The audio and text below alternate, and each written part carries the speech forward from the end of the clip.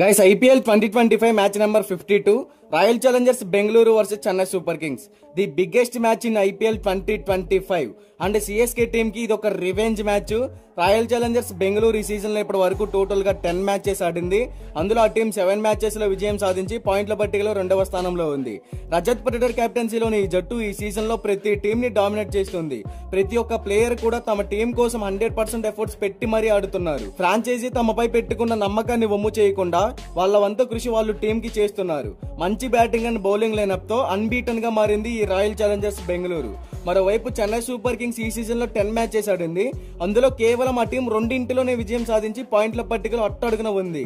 అలాగే సిఎస్కే కి అన్ని సీజన్ల కంటే ఇది దారుణమైన సీజన్ అని చెప్పుకోవచ్చు. ఫ్యాన్స్ అందరినీ ఎంతో నిరాశపరిచి ప్లే ఆఫ్స్ అవకాశాలను కూడా కోల్పోయింది ఈ ఛాంపియన్ టీం. అయితే ఈ టీం కి ఇదొక నామమాత్రపు మ్యాచ్ మాత్రమే, బట్ ఇది సిఎస్కే రివెంజ్ మ్యాచ్ అని అసలు మర్చిపోదు. అయితే ఈ సీజన్ లో ఈ 2 జట్లు ఒకసారి తలపడ్డాయి చెన్నై చపక్ స్టేడియంలో.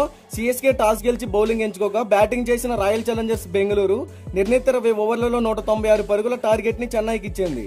ఇక లక్ష్య ఛేదనలో చెన్నై తడబడి 20 ఓవర్లకి కేవలం 146 పరుగులు మాత్రమే చేయగలిగింది.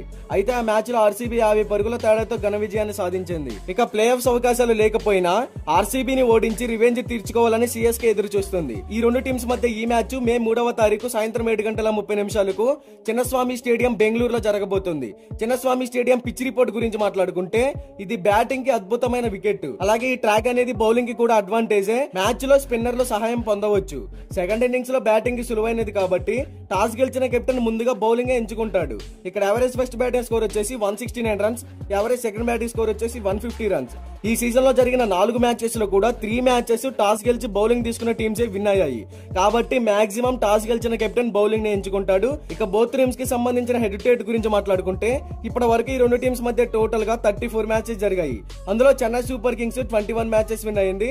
రాయల్ ఛాలెంజర్స్ బెంగళూరు కేవలం 12 మ్యాచెస్ మాత్రమే విన్ అయింది.